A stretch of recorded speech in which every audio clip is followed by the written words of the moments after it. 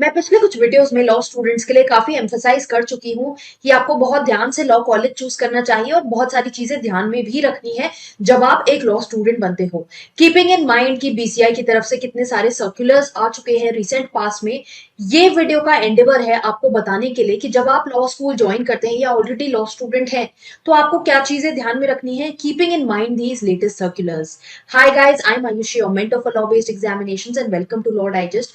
तो जैसा कि आप जानते हो, अभी रिसेंटली ही बीसीआई का सर्कुलर आया है for implementation of this criminal background check system, attendance, regular courses, employment को लेके ये सर्कुलर आया है। इससे पहले जो हमने सर्कुलर देखा था वहां पर भी बात करी गई थी, बहुत नेशनल लेवल पे एक मीटिंग हुई थी जहां पर ये बात करी गई है और इसके रिस्पेक्ट में एक सर्कुलर भी इशू हुआ है कि जब आप एक लॉ कॉलेज को एस्टैब्लिश कर रहे हो तो क्या चीजें ध्यान में रखनी है, इंफ्रास्ट्रक्चर वगैरह जो लॉ कॉलेजेस के लिए बात करी गई थी। प्लस जहां तक रिकॉग्निशन की बात है, डिग्री की बात है, तो ये भी बात करी गई थी कि बहुत सारे ऐसे लॉ कॉलेजेस हैं जो रैंडमली मशरूम अप हो रहे हैं और इनको कम करने के लिए bar council is becoming very strict. तो एज अ लॉ स्टूडेंट आपको ये चीज क्लियरली पता होनी चाहिए कि हम as advocates we are govern by rules of legal education जो हमारे 2008 में आए थे, वो एग्जिस्ट करते हैं। और लॉ की पढ़ाई करते समय या ज्वाइन करने से पहले आपको एक बार वो रूल्स पढ़ भी लेने चाहिए ताकि आपको क्लियर हो कि इस प्रोफेशन में आपसे क्या एक्सपेक्टेड है और क्या ऐसी चीजें हैं जो आपको ध्यान में रखनी है ताकि कल को आपकी एनरोलमेंट में प्रॉब्लम्स ना आए। तो अगर मैं आपको ये रूल्स दिखाऊं, यहाँ पे स्टैंडर्ड्स ऑफ लीगल एजुकेशन का चैप्टर हम देख रहे हैं। इसमें कुछ बेसिक बातें हैं जो मैं in light of these circulars जो पहले आ चुके हैं हाईलाइट करना चाहती हूँ। आप अगर देखोगे रिकग्नाइज्ड यूनिवर्सिटीज यहाँ मेंशन्ड है। तो आप लॉ के लिए अगर आपको एनरोल करना है एज एन एडवोकेट, प्रैक्टिस करनी है, तो ये जरूरी है कि आपने अपना एलएलबी जो है वो एक रिकग्नाइज्ड कॉलेज से किया हो, have passed from university that is affiliated centre of legal education, CLE, जैसे आपने सर्टिफिकेट्स में सर्कुलर्स में देखा होगा, और department of recognised universities as approved by bar council of India. तो बार काउंसिल ऑफ इंडिया अपनी वेबसाइट पे हर एकेडमिक सेशन से पहले लिस्ट लेके आती है जहां पर जो कॉलेजेस रिकग्नाइज्ड हैं उनके बारे में बात करी जाती है। यही इन्होंने यहाँ पर बात करी है।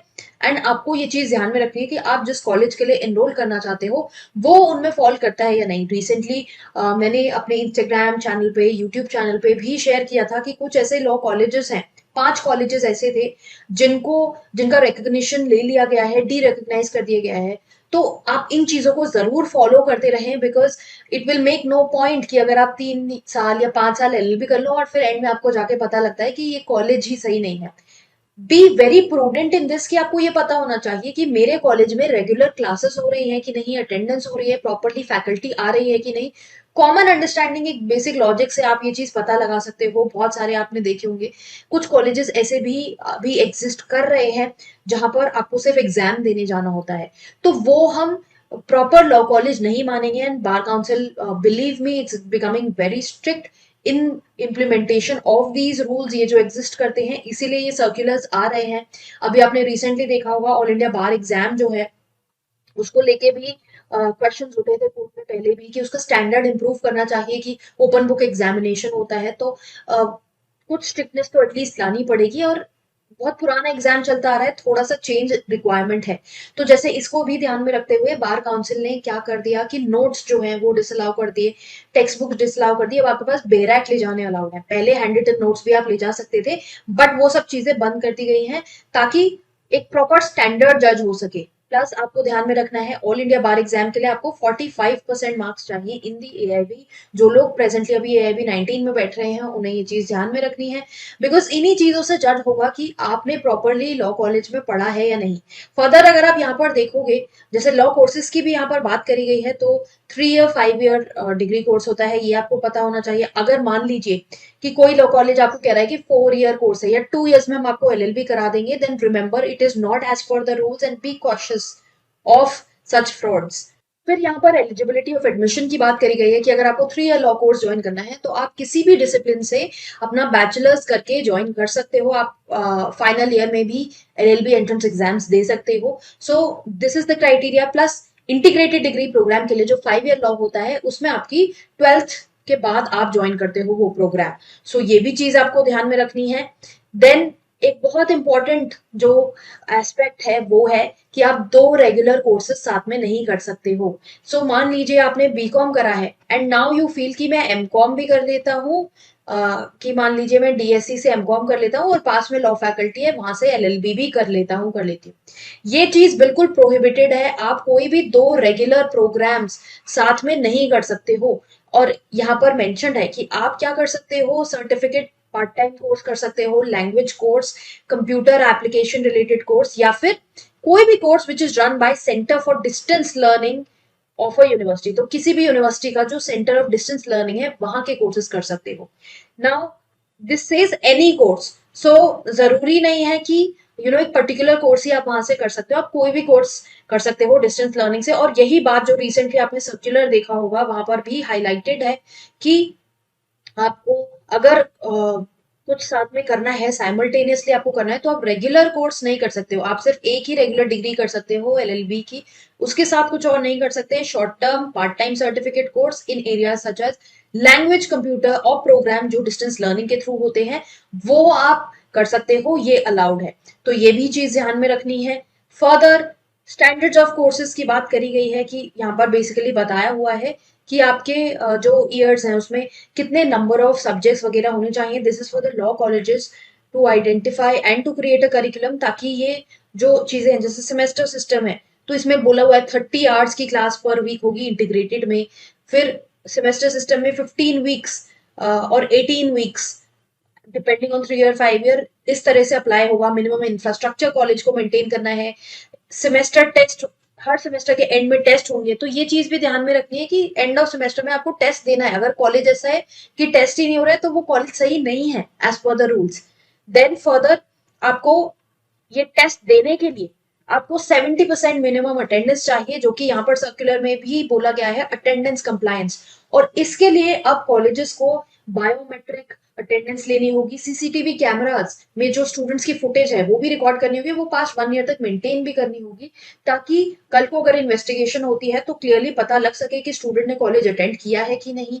या फिर सीसीटीवी फुटेज से उसका कंडक्ट, जैसे कि क्रिमिनल अगर बिहेवियर है तो वो आपको डिस्क्लोज करना पड़ेगा, कोई एफआईआर होती है आपके अगेंस्ट।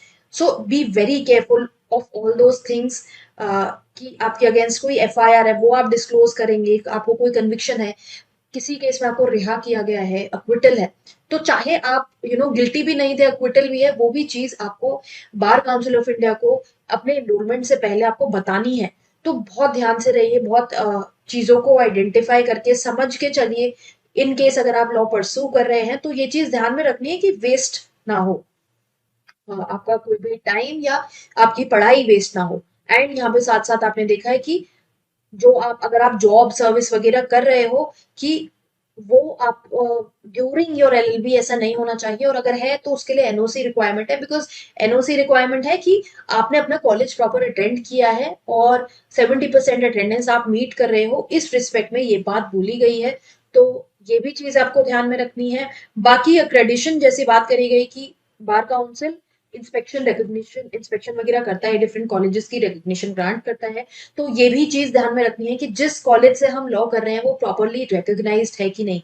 तो ये सारी चीजें ध्यान में रखनी है। तो मेनली क्या चीजें हो गई, आपकी दो रेगुलर कोर्सेज नहीं कर सकते, अटेंडेंस ध्यान में रखनी है, कॉलेज के प्रॉपर अफिलिएशन है ये ध्यान में रखना है, कोई भी क्रिमिनल एक्टिविटी आपकी तरफ से हुई है वो डिस्क्लोज करनी पड़ेगी बार काउंसिल ऑफ इंडिया को। और मिनिमम एलिजिबिलिटी क्राइटेरिया, इंफ्रास्ट्रक्चर वगैरह देख के कॉलेज का उस तरह से आप कॉलेज को ज्वाइन करें। तो जैसे कि टॉप जो कॉलेजेस हैं जो हम देखते आ रहे हैं, जो फंक्शन कर रहे हैं, इनके लिए आप जरूर एंडेवर करें पढ़ने के लिए या यहाँ पे एडमिशन के लिए, जो कि हो गए हमारा एनएलएस बैंगलोर जो एनएलसैट एग्जाम कंडक्ट कराता है, DU Delhi university faculty of law का सीयूईटी पीजी के थ्रू एग्जाम होता है, एमएचसीटी एग्जाम होता है महाराष्ट्र कॉलेजेस के लिए, जैसे गवर्नमेंट लॉ कॉलेज मुंबई हो गया, आईएलएस पुणे हो गया, सिम्बाइसिस लॉ कॉलेज हो गया, अपना प्राइवेट कॉलेज है ये, एआईटी का एग्जाम होता है, तो पंजाब यूनिवर्सिटी हो गया। तो ये वाले कॉलेजेस जो हैं जी बहुत टाइम से चलते आ रहे हैं, और because they are following the rules and regulations, which is why they are in place today। और जो कॉलेजेस हैं बहुत सारे आप देखोगे, बहुत रैंडम लॉ कॉलेजेस भी एग्जिस्ट करते हैं, तो उसमें आपको ध्यान रखना है इन सभी बातों का जो हमने डिस्कस करी। प्रॉपर क्लासेस होनी चाहिए जो 30 आवर क्लास वीक और ये सब चीजें बोली गई हैं रूल्स में, एक बार रूल्स अपने साइड से भी जाके पढ़ लो। आप गूगल करोगे आपको इजीली रूल्स मिल जाएंगे। I will also provide the link of the same in the description of the video, ताकि आपको, या नीचे कमेंट बॉक्स में मैं पिन कर दूंगी, ताकि आप उसको पढ़ पाओ। एक अवेयरनेस बिफोर आर एनरोलमेंट बहुत जरूरी है, क्योंकि एनरोलमेंट इफेक्ट नहीं होना चाहिए इन छोटे फैक्टर्स की वजह से। और ये 70% अटेंडेंस जो है वो मैंडेटरी होती है। अगर आप रूल्स में भी देखोगे क्लियरली गिवन है 70% अटेंडेंस मैंडेटरी है। दी ओनली एक्सेप्शन जहां पर आता है वो ये है कि 65% आपको अलाउ किया जाएगा, पर हर सब्जेक्ट में 65, और एग्रीगेट 70 होना चाहिए as per your dean.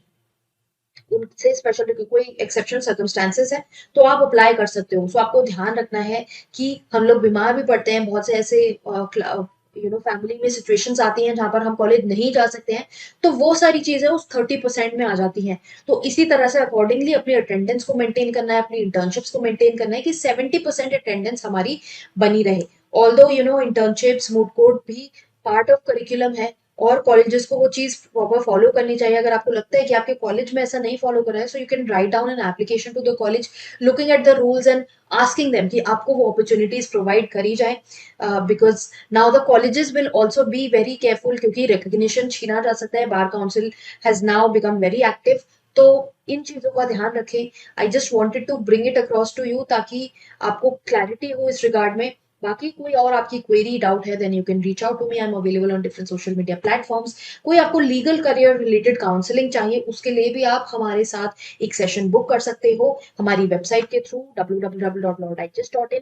And further आप मेक श्योर करें कि आप चैनल को फॉलो कर रहे हैं, इंस्टाग्राम पे हमें फॉलो कर रहे हैं, यूट्यूब पे सब्सक्राइब किया हुआ है, ताकि और ऐसी जो वीडियोस आए लीगल करियर लॉ प्रोफेशंस को लेके, उसके बारे में आपको जानकारी मिलती रहे।